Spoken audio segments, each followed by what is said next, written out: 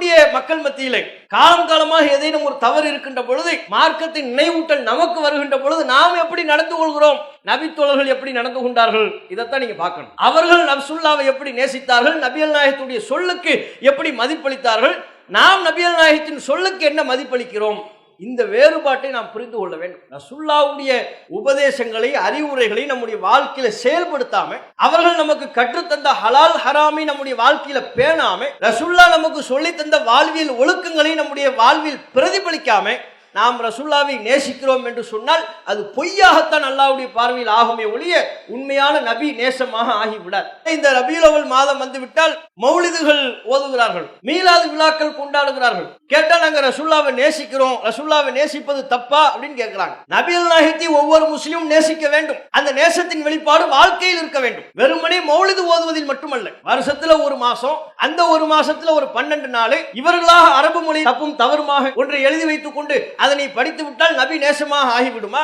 ரசூலுல்லாஹ்வை நேசிக்கிறோம் நல்லா எடுத்துக்குவானா? அல்லாஹ் ஏமாந்துருவானா? அப்படி ரசூலுல்லாஹ் நமக்கு சொன்னாங்களா?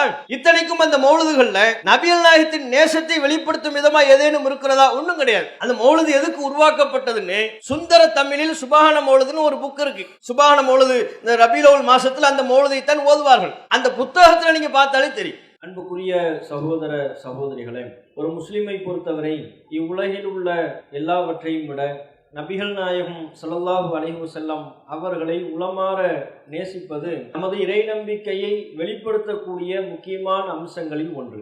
திருக்குர்ஆன் நமக்கு சொல்லித் தருகிறது, அந்நபியு அவுலா பில் முஃமினீன மின் அன்ஃபுஸிஹிம். இந்த நபி மூமின்களுக்கு தங்களுடைய உயிரை விடவும் மேலானவர். உலகத்தில் உள்ள எல்லாவற்றையும் விட தங்கள் உயிரை விடவும் மேலாக நபிகள் நாயகம் ஸல்லல்லாஹு அலைஹி வஸல்லம் அவர்கள் மீது நேசம் கொண்டிருக்க வேண்டும். உமர் ரலியல்லாஹு அன்ஹு அவர்கள் ஒரு முறை நபிகள் நாயகத்திடம், அல்லாஹ்வின் தூதரே, உலகத்தில் உள்ள எல்லாவற்றையும் விட தங்களை நான் நேசிக்கின்றேன், இல்லா மின் நஃப்ஸி, என்னை தவிர அல்ல, என்னை நான் முதன்மையாக நேசிக்கிறேன், அதற்கு பிறகு உங்களை நான் இரண்டாவதாக நேசிக்கிறேன், உங்களுக்கு அப்புறம் தான் இந்த உலகத்தில் உள்ள மற்ற எல்லாமும் என்று உமர் அவர்கள் ஒரு முறை சொன்னார்கள்.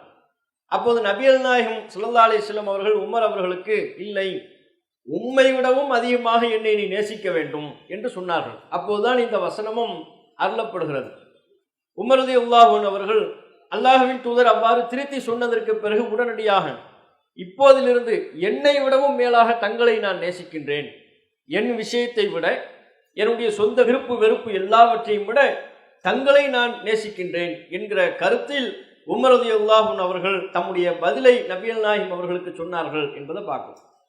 நாம் அல்லாஹ்வின் மீது கொண்டிருக்கக்கூடிய ஈமான், இறை நம்பிக்கை முழுமை பெறுகிற பல்வேறு அம்சங்களில் ஒன்று, ஒரு முஸ்லிம் எந்த அளவிற்கு நபிகள் நாயகத்தை நேசிக்கிறோம் என்பதை பொறுத்து. ஒவ்வொருவரும் நம்முடைய பெற்றோரை நாம் நேசிப்போம், சொந்த பந்தங்களை நேசிப்போம், நண்பர்களை நேசிப்போம். இந்த நேசத்தின் வெளிப்பாடெல்லாம் உலகத்தில் பல்வேறு நிகழ்வுகளின் மூலமாக வெளிப்படும். அதுபோல ஒரு முஸ்லிம் எந்த அளவிற்கு நபிகள் நாயகத்தை நேசிக்கிறார், அவர் எவ்வளவுக்கு உளப்பூர்வமாக நபிகள் நாயகத்தை நேசிக்கின்றாரோ அதற்கேற்ப அவருடைய ஈமானின் அம்சம் முழுமை பெறுகிறது. நபிகள் நாயகத்தின் மீதான நேசம் ஒரு முஸ்லிமுடைய உள்ளத்தில் இல்லை என்றால் அவருடைய ஈமான் குறை உடைய ஈமானாக, முழுமை பெறாத இறை நம்பிக்கையாக மாறிவிடுகிறது. நபிகள் நாயகம் சொன்னார்கள், லா யுமினு அஹதுக்கும் ஹத்தா அகூனா ஹப்ப இலைஹி மின் வாலிதிஹி வ வலதிஹி வன்னாசி அஜ்மஈன். உங்களில் ஒருவர் தம்முடைய பெற்றோரை விட, பிள்ளையை விட, உலகத்தில் உள்ள மக்கள் அனைவரையும் விட என்னை நேசிக்காதவரை நீங்கள் இறை நம்பிக்கையாளராக ஆக முடியாது என்று சொன்னார்கள். நபிகள் நாயகம் ஸல்லல்லாஹு அலைஹி வஸல்லம் அவர்களை நாம் அளவுக்கு அதிகமாக நேசித்தால் மட்டும்தான் அல்லாஹ்வின் பார்வையில் முழுமையான இறை நம்பிக்கையாளராக அங்கீகரிக்கப்படுவோம். அல்லாஹ்விடத்தில் நாம் முஃமினாக, முஸ்லிமாக அங்கீகரிக்கப்படுவதற்கு நம்முடைய உள்ளத்தில் நபிகள் நாயகத்தின் மீதான உளப்பூர்வமான நேசம் இருக்க வேண்டும். வெறுமனே ஒரு முஸ்லிம் நான் நபிகள் நாயகத்தை நேசிக்கிறேன் என்று சொன்னால் போதாது. இன்றைக்கு நீங்கள் எந்த முஸ்லிமிடம் கேட்டாலும், ஆமாம், நான் அல்லாஹ்வின் தூதரை நேசிக்கிறேன் என்று சொல்வார். நபிகள் நாயகத்தை தவறாக சித்தரித்து உருவப்படங்கள் வரைந்தாலோ அல்லது நபிகள் நாயகத்தை தவறாக சித்தரித்து சினிமா படங்கள் எடுத்தாலோ கோபப்படுவார். அதனை கண்டித்து நடைபெறுகிற ஆர்ப்பாட்டங்களில் பங்கெடுப்பார். இவைகளெல்லாம் ஒரு புறத்தில் நபிகள் நாயகத்தின் மீதான நேசம் என்றாலும் இவை மட்டுமே நபிகள் நாயகத்தின் மீதான நம்முடைய நேசத்தை வெளிப்படுத்துகிற அம்சம் அல்ல. ரசூலுல்லாஹ்வை யாரும் திட்டி விட்டால் எனக்கு கோபம் வருகிறது, ஆகவே நான் நபிகள் நாயகத்தை உளப்பூர்வமாக நேசிக்கிறேன், அப்படி சுருக்கி விட முடியாது. நபிகள் நாயகத்தை நாம் நேசிப்பதின் பரிபூர்ணமான பொருள் என்னவென்றால், நபிகள் நாயகத்தை நம்முடைய வாழ்வில் எந்த அளவிற்கு நாம் பின்பற்றுகிறோம் அதில் தான் அடங்கியிருக்கிறது. ரசூலுல்லாஹ்வுடைய சொல்லுக்கு நாம் கட்டுப்பட்டு நடக்கின்றோமா? நம்முடைய வாழ்வில், நம்முடைய குடும்பத்தில், நம்முடைய வியாபாரத்தில், கொடுக்கல் வாங்கலில் அல்லாஹ்வின் தூதர் சொன்ன அத்தனை அறிவுரைகளுக்கும் செவிமடுத்து, அல்லாஹ்வின் தூதர் சொன்ன எல்லா உபதேசங்களையும் கவனத்தில் கொண்டு எந்த அளவிற்கு நம்முடைய வாழ்வில் அதற்கு நாம் செயல் வடிவம் கொடுக்கிறோம், அதுல தான் நபிகள் நாயகத்தை நாம் நேசிப்பது, ரசூலுல்லாஹ்வை நாம மதிப்பது எல்லாமே அடங்கி இருக்கிறது. வெறுமனே நபிகள் நாயகத்தினுடைய பெயரை சொன்னால் நமக்கு மகிழ்ச்சி ஏற்படுகிறது, அது போதாது. ரசூலுல்லாஹ்வை யாரும் திட்டிவிட்டால் எனக்கு கோபம் வருகிறது, போதாது. என்னுடைய பிள்ளைகளுக்கு நான் முஹம்மது என்று பெயர் சூட்டுகிறேன், போதாது. இவை மட்டுமே நபிகள் நாயகத்தை நான் நேசிப்பதின் அடையாளமா மாறிவிடாது. ரசூலுல்லாஹ்வை நம்ம நேசிக்கிறோம்னா ரசூலுல்லாஹ்வை எந்த அளவுக்கு நாம் பின்பற்றுகிறோம், அவங்களுடைய ஒவ்வொரு சொல்லுக்கும் ஒவ்வொரு கட்டளைக்கும் நாம என்ன மதிப்பை வழங்குகிறோம், அதுதான் கவனத்திற்குரியது. அல்லாஹ்வும் அப்படித்தான் கவனத்தில் எடுத்துக் கொள்கிறான். வெறுமனே நம்முடைய பெயர் முஹம்மது என்று ஆகிவிட்டாலோ, நம்முடைய பிள்ளைகளுக்கு முஹம்மது என்று பெயர் சுட்டி விட்டாலோ, அல்லாஹ் நம்மை முழுமையாக நாம் நபிகள் நாயகத்தை நேசிக்கிறோம் என்று அங்கீகரித்து விட மாட்டான். நம்ம செயல்பாட்டை அல்லாஹ் பார்ப்பான்.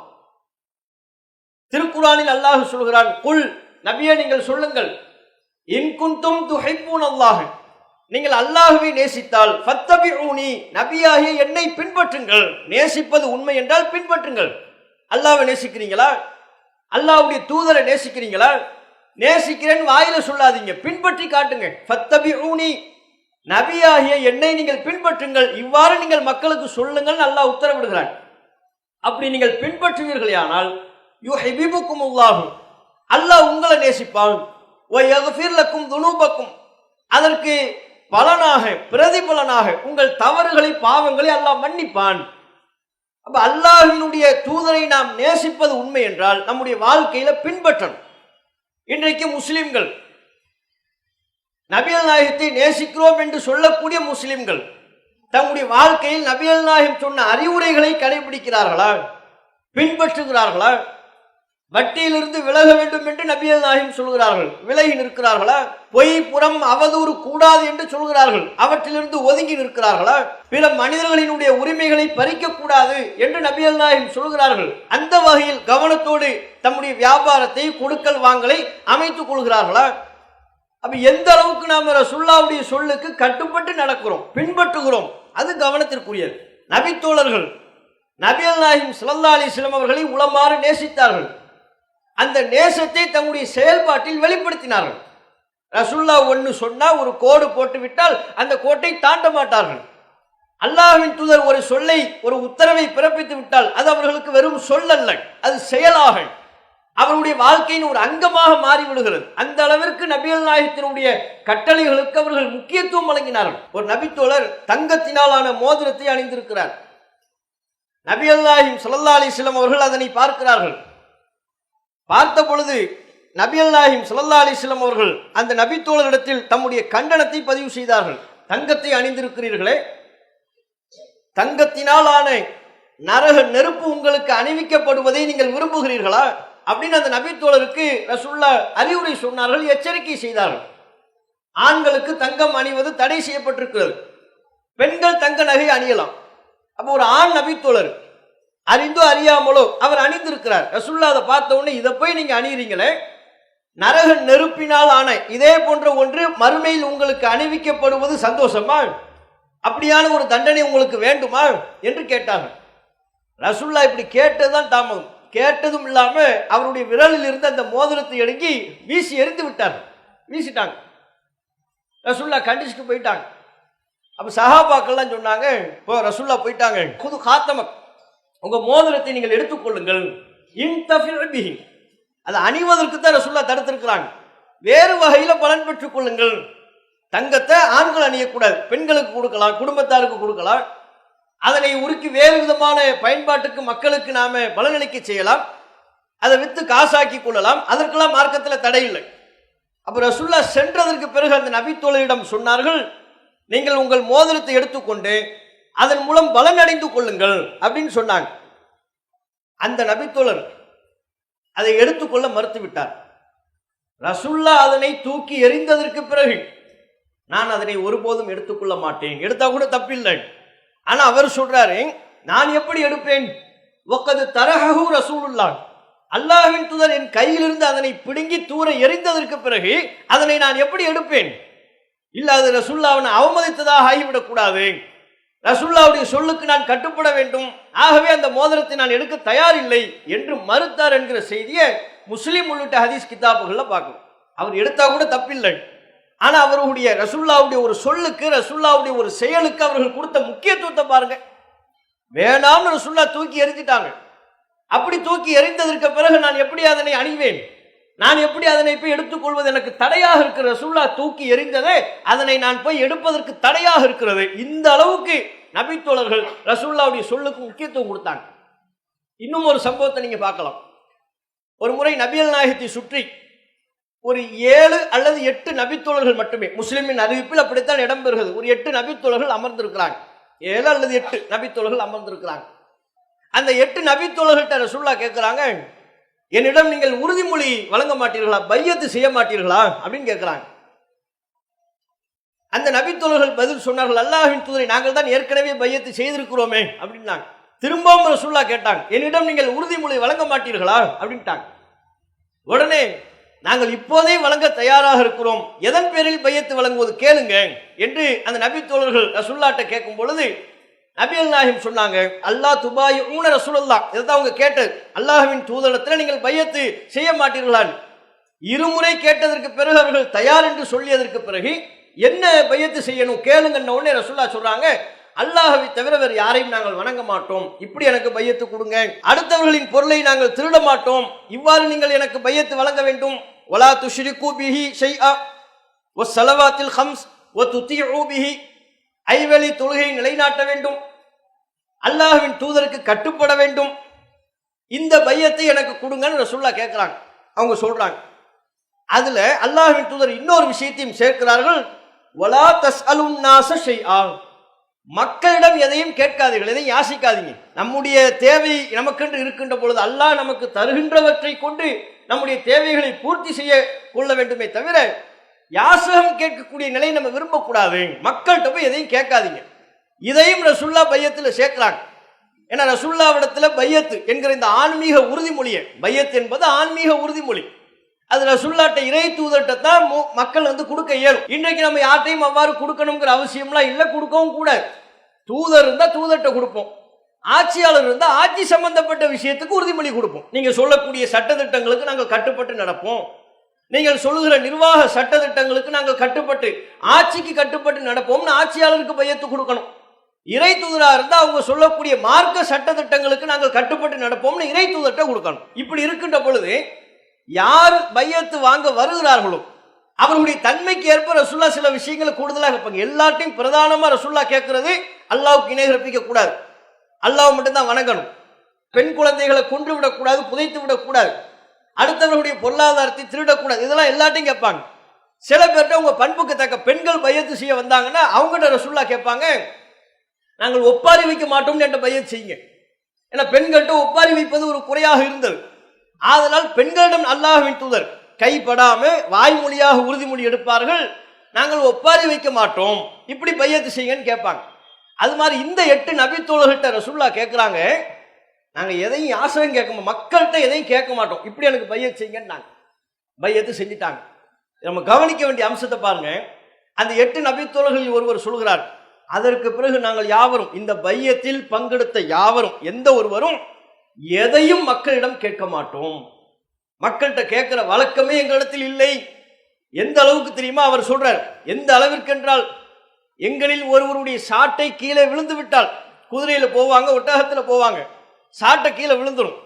பொதுவா கீழே விழுந்தா நம்முடைய இயல்பு என்ன, பக்கத்துல நிக்கிறவர்கிட்ட கொஞ்சம் எடுத்தாங்கன்னு கேட்போம். நம்ம குதிரையெல்லாம் போக வேண்டியதில்லை, நம்ம உட்கார்ந்துக்கிட்டு இருந்தாலே உட்கார இடத்துல நமக்கு எல்லாமே வரணும். பாதி தூரத்துல தான் நம்ம இருப்போம். அங்க பக்கத்துல உள்ளவர்கிட்ட சொல்லுவோம், தண்ணி கொஞ்சம் எடுத்தாங்களே அப்படின்னு கேட்போம், பொருளை எடுத்தாங்க அப்படின்னு கேட்போம். அப்ப நம்முடைய தேவைகள் பலவற்றை நாம் கேட்டுக்கொண்டிருக்கிறோம், மார்க்கத்தில் அனுமதிக்கப்பட்டவை இவையெல்லாம். ஆனா அந்த நபித்தோழர் சொல்றாரு, ரசூலுல்லாஹ்ட்ட நாங்க இந்த பையத்து செய்ததற்கு பிறகு எங்களில் ஒருவர் தம்முடைய சாட்டை கீழே விழுந்து விட்டால் கூட நாங்களே எடுத்துக்கொள்வோமே ஒழிய பிறரிடத்தில் எடுத்து தருமாறு கேட்க மாட்டோம். ஏன்? ரசூலுல்லாஹ்ட்ட நாங்க பையத் செஞ்சிட்டோமே, மக்களிடம் எதையும் கேட்கக்கூடாது, யாசிக்க கூடாது. சாட்டையை எடுத்துத்தான்னு கேட்டா ரசூலுல்லாஹ்ட்ட நாங்க கொடுத்த பையத்துக்கு மாத்தமா போயிருமோ, அது முரணாக அமைந்து விடுமோ என்று அஞ்சி நாங்கள் அந்த விஷயத்தை கூட, அந்த கோரிக்கையை கூட மக்களிடத்தில் முன்வைப்பதில்லை. எங்க தேவையை நாங்களே நிறைவேற்றிக் கொள்வோம், எங்கள் பொருள் கீழே விழுந்து விட்டால் நாங்களே எடுத்துக்கொள்வோம், சின்ன சின்ன விஷயத்தில் கூட நாங்கள் கவனம் எடுத்து செயல்பட்டோம் என்று அந்த பையத்தில் பங்கு கொண்ட நபித்தோழர்களில் ஒருவர் சொல்கிறார். முஸ்லிம்ல பதிவு செய்யப்பட்ட செய்தி. அப்ப இதுவெல்லாம் இரண்டு உதாரணம், ரெண்டு சம்பவம் என்பது ரெண்டு உதாரணம். இது போன்று ஏராளமான நிகழ்வுகள்ல நம்முடைய பார்வையில் அவசியமற்றது என்று கருதக்கூடிய விஷயங்கள்ல கூட ரசூலுல்லாஹ்வுடைய சொல்லுக்கு அவங்க முக்கியத்துவம் கொடுத்தாங்க. அபூதர் என்கிற நபித்தோழர் உஹது மலை அடிவாரத்தில், உஹது மலை பக்கத்தில் ரசூலுல்லாஹ்வோடு நடந்து பேசிக்கிட்டே போவாங்க. ஒரு பகுதி வரும், அங்கே உட்கார சொல்லிட்டு ரசூலுல்லாஹ் கொஞ்சம் சற்று தொலைவில் போவாங்க. உட்கார சொல்லும்போது சொல்லுவாங்க, அபூதர் இங்கே உட்காருங்க, இந்த வந்துடுறேன், நான் வர்ற வரையும் இடத்த விட்டு நகராதீங்க அப்படின்னு சொல்லிட்டு போவாங்க. அங்கே போகும்போது ஜிப்ரீல் அலைஹிஸ்ஸலாம் அவர்கள் வந்து ரசூலுல்லாஹ்வுக்கு இறை செய்தி, தூது செய்தி அருளப்பட்டு விடும். பயங்கரமான சப்தம் கேட்கும். அங்கு நடப்பது எதுவுமே அபூதர் அவர்களுக்கு தெரியாது. பயங்கர சப்தம் கேட்ட உடனே அவர் எழுந்துருவார். உட்கார்ந்த இடத்துல இருந்து எழுந்து, என்ன இப்படி சத்தம் கேட்குது, ரசூலுல்லாஹ்வுக்கு என்னாச்சு ஏதாச்சு என்று தெரியவில்லையே, கண் பார்வையில் ரசூலுல்லாஹ் தெரியவில்லை, என்னாச்சுன்னு தெரியல, போய் பாப்பமா அப்படின்னு எழுந்து போகும் பொழுது அவர் சொல்லுகிறார், லக்கர்து கௌல ரசூலில்லாஹ், அல்லாஹ்வின் தூதர் என்னை விட்டு செல்லும் பொழுது எனக்கு சொன்னது ஞாபகத்திற்கு வந்தது. ரசூலுல்லாஹ் என்ன சொன்னாங்க? அல்லாஹ்வின் தூதர் சொன்னார்களா, தப்ரஹ் ஹத்தா ஆத்தியக்க, நான் வர்ற வரையில் இடத்த விட்டு நகராதன்ட்டாங்களே. போகும்போது ரசூலுல்லாஹ் கேஷுவலா சொன்ன வார்த்தை, இங்கே உட்காருங்க, இந்த வந்துடுறேன் அப்படின்னு சொல்லுவோம்ல, அது மாதிரி நபிகள் நாயகம் சொன்னாங்க, இங்க உட்காருங்க அபூதர் அவர்களே, இந்த வந்துடுறேன், நான் வர்ற வரையிலும் இடத்த விட்டு நகராதீங்க. இப்படி சொன்ன ஒண்ணு பயங்கர சப்தம் கேட்குது. என்ன சப்தம்னு அவருக்கு தெரியல. ரசூலுல்லாஹ்வுக்கு என்னாச்சு ஏதாச்சுன்னு பயத்துல போய் பார்க்கலாம் நினைக்கும் பொழுது அவர் சொல்லுகிறார், அல்லாஹ்வின் தூதர் சொன்ன அந்த வார்த்தை என்னுடைய காதில் ஒலித்தது, நான் வரும் வரை இடத்தை விட்டு நகராதே. இப்படி ரசூலுல்லாஹ் சொன்னதற்கு பிறகு நான் எப்படி இடத்தை விட்டு நகர்வது, அங்கேயே நின்று விட்டேன், அங்கேயே அமர்ந்து விட்டேன் என்று சொல்கிறார். அதுக்கப்புறம் ரசூலுல்லாஹ் வந்தாங்க, அங்கு நடைபெற்ற நிகழ்வை சொன்னார்கள். அந்த சப்தத்தை நீங்கள் கேட்டீர்களா என்று கேட்டார்கள். ஆமாம் நான் கேட்டேன் என்று அபூதர் அவர்கள் சொன்னார். ஜிப்ரீல் அலைஹிஸ்ஸலாம் அவர்கள் வந்தார்கள், எனக்கு இறை செய்தியை சொன்னார்கள், உம்முடைய சமுதாயத்தில் அல்லாஹ்விற்கு இணை கற்பிக்காமல் யார் மரணிக்கிறாரோ அவர் சொர்க்கம் செல்வார், இந்த செய்தியை எனக்கு தெரிவித்தார்கள். அவங்க வந்ததினுடைய விளைவாக எழுந்த சப்தம் தான் அது. பயங்கரமான சப்தம் கேட்டதல்லவா, ஜிப்ரீல் அலைஹிஸ்ஸலாம் அவர்கள் வந்த நிகழ்வின் வெளிப்பாடு, அதனால் ஏற்பட்ட சப்தம் நடந்ததை சொன்னாங்க. இது நம்ம கவனிக்க வேண்டியது. அபூதர் அவர்கள் ரசூலுல்லாஹ்வுடைய சொல்ல எடுத்துக்கொண்ட விதத்தை பாருங்க.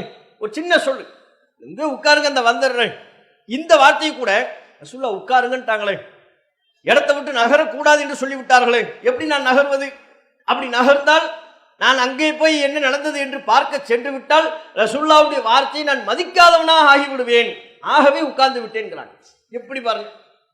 அலி அவர்களை கைபர் யுத்த காலத்திற்கு தளபதியாக ரசூலுல்லாஹ் அனுப்பி வைப்பாங்க.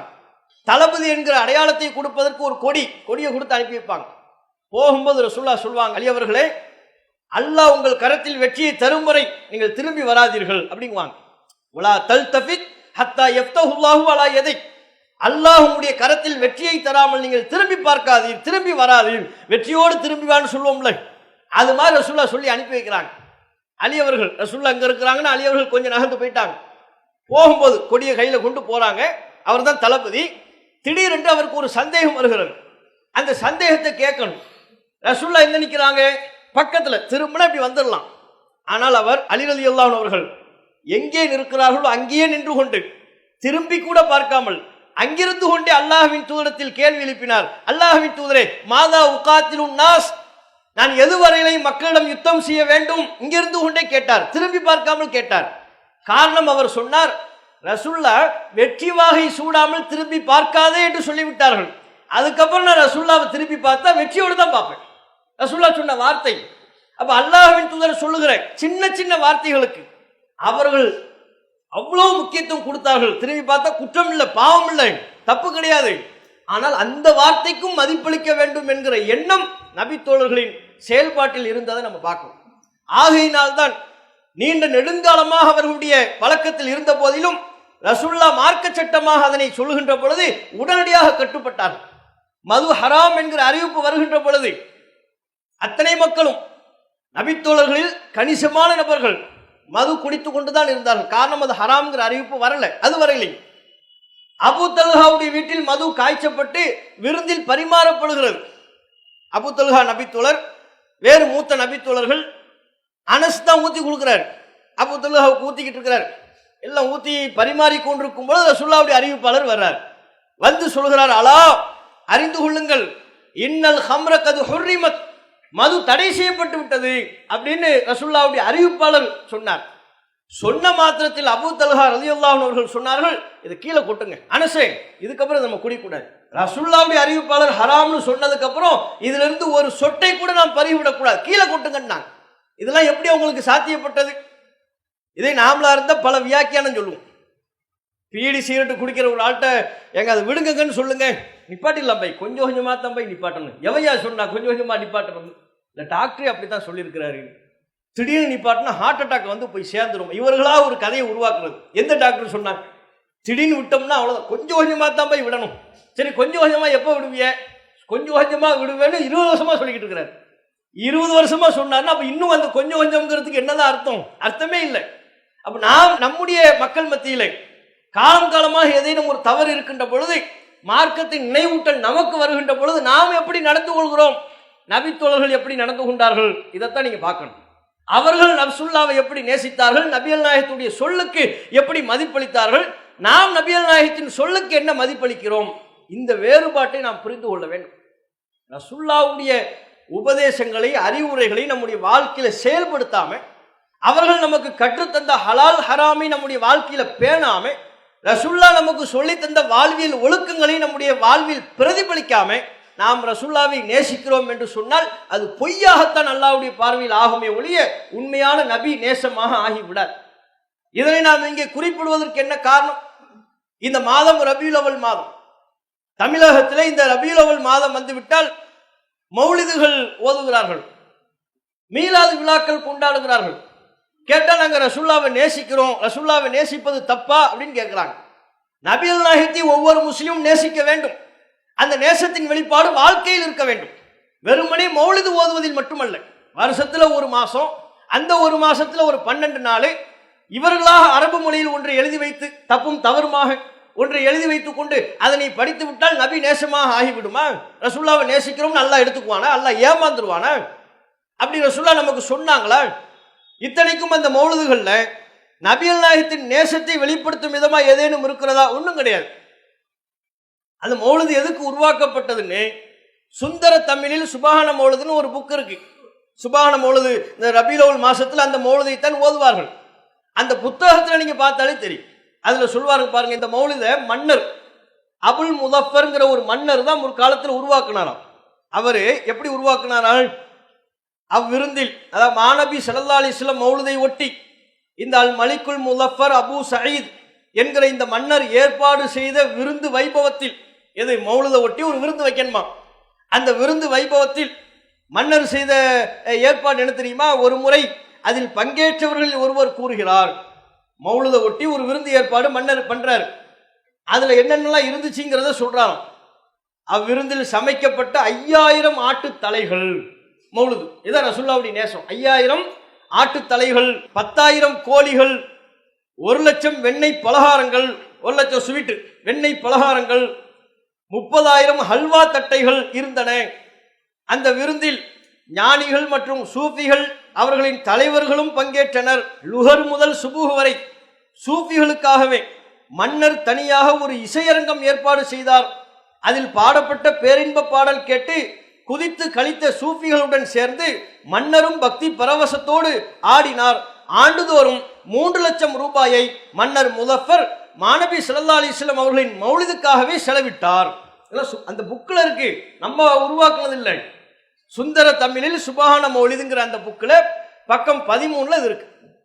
மன்னர் தான் உருவாக்குறார் இந்த நடைமுறையை. முந்தைய காலத்துல எவ்வளவு 5000 ஆட்டுத்தலை, ரசூலுல்லாஹ் மேல வச்ச நேசத்துக்கும் ஆட்டுத்தலைக்கு என்ன சம்பந்தம் இருக்கு? 10,000 கோழி, ஹல்வா தட்டு, வெண்ணெய் பலகாரம், இதுக்கும் மௌலதுக்கு என்னங்க சம்பந்தம்? இதுக்கும் ரசூலுல்லாஹ்வுடைய நேசத்துக்கு என்ன சம்பந்தம்? இசை ஏற்பாடு வேற பண்ணார், சூஃபி பாடல்கள் இசை ஏற்பாடு பண்ணாராம். அதை கேட்டுக்கிட்டு மன்னரும் ஆட மக்களும் ஆட, ஆட்டம் பாட்டத்துக்கு பேரும் ரசூலுல்லாஹ்வுடைய நேசமா? அதானே இன்றைக்கு நடக்கிற. அதனுடைய தொடர்ச்சியாகத்தான் முற்காலத்தில் மன்னர்கள் அவங்க தங்களுடைய தனிப்பட்ட நலன்களுக்காக தங்களுடைய மூட நம்பிக்கையின் வெளிப்பாடாக ஏற்பாடு செய்த ஒன்றைத்தான் இன்றைக்கு முஸ்லிம் சமூகம் அறியாமின் காரணத்தினால் வணக்கம் என்று நம்பி செய்து கொண்டிருக்கிறது. இது எப்படி வணக்கமாகும்? நபிகள் நாயகம் ஸல்லல்லாஹு அலைஹி வஸல்லம் அவர்கள் சொன்னார்கள், மன் அமில அமலன் லைஸ அலைஹி அம்ருனா ஃபஹுவ ரத்துன். நாம் உத்தரவிடாத ஒரு அமலை யார் செய்வாரோ அது அல்லாஹ்வால் ஏற்கப்படாது, நிராகரிக்கப்படும். ரசூலுல்லாஹ் சொல்லிட்டாங்க. நாம ஒன்று அமல், ஒரு இபாதத், ஒரு வணக்கம்னு ஒன்றை செய்வதாக இருந்தால் ரசூலுல்லாஹ் கற்றுத்தரணும். மௌலிது ரசூலுல்லாஹ் கற்றுத்தரவில்லை. அது போக அதில் ஏராளமான இணைவைப்பு காரியங்கள். ரசூலுல்லாஹ்வை போய் நீங்க தான் எங்கள் பாவங்களை மன்னிக்கணும் அப்படின்னு சொல்றாங்க, எங்கள் குற்றங்குறைகளை போக்க வேண்டும் என்கிறார்கள்.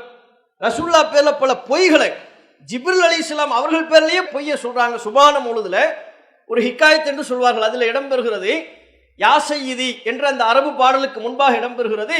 இந்த ஹிக்காயத்தை பாடியவர், இந்த ஹிக்காயத்தை சொன்னவர் ஒரு கீழ் ஒரு கருத்தின்படி ஜிப்ரில் அலைஹிஸ்ஸலாம் அவர்கள் ஆவார்கள். யார்? சுபான மௌலிதை யார் ஓதி இருக்கிறார்? ஜிப்ரில் அலைஹிஸ்ஸலாமே ஓதிட்டாங்க. அது என்ன பைத்து? யா சய்யிதி யா ரசூலல்லாஹ் குதுபியதி, என்னுடைய தலைவரே, அல்லாஹ்வின் தூதரே, என் கையை பிடியுங்கள். மாலி சிவாக்க உலா அல்வி இலா ஹதின், நான் ஒதுங்குவதற்கு உங்களை தவிர வேறு எனக்கு போக்கிடம் இல்லை என்று ஜிப்ரில் அலைஹிஸ்ஸலாம் அவங்க சொன்னாங்களாம் அப்படின்னு அந்த மௌலிதில் எழுதியிருக்கிறாங்க. மனிதர்கள் பேர்ல பொய் சொன்னதை தாண்டி, ரசூலுல்லாஹ் பேர்ல பொய் சொன்னதை தாண்டி, மலக்குகளின் பேர்லயே பொய். ஜிப்ரில் அலைஹிஸ்ஸலாம் அவங்க அப்படி படிச்சாங்களா? ஜிப்ரில் அலைஹிஸ்ஸலாம் அவங்க சொன்னாங்கிறதுக்கு என்ன ஆதாரம்? இப்படி பொய்யும் புரட்டுக்களும் நிறைந்ததாக அல்லாஹ்வுக்கு இணை கற்பிக்கக்கூடிய அபத்தமான பல வரிகள் நிறைந்ததாகத்தான் மௌலிதுகள் இருக்கிறது. அது ஒருபோதும் இறை வணக்கமாகாது. நபிகள் நாயகத்தை நாம் நேசிக்கிறோம் என்றால் அந்த நேசத்தை ரசூலுல்லாஹ்வுடைய சொல்லுக்கு நாம் எந்த அளவுக்கு நம்முடைய வாழ்க்கையில கட்டுப்பட்டு நடக்கிறோம், எவ்வளவுக்கு எவ்வளவு நம்ம வாழ்க்கையில ரசூலுல்லாஹ்வை பின்பற்றுகிறோம் என்பதில் தான் இருக்கிறது. அதனை புரிந்து நடக்கிற நன்மக்களாக அல்லாஹ் ரப்புல் ஆலமீன் நம் அனைவரையும் ஆக்கி அருள் புரிவானாக என்று கேட்டு என்னுடைய முதல் உரையை நிறைவு செய்து கொள்கிறேன். அல்லாஹு அக்பர், அல்லாஹு அக்பர்.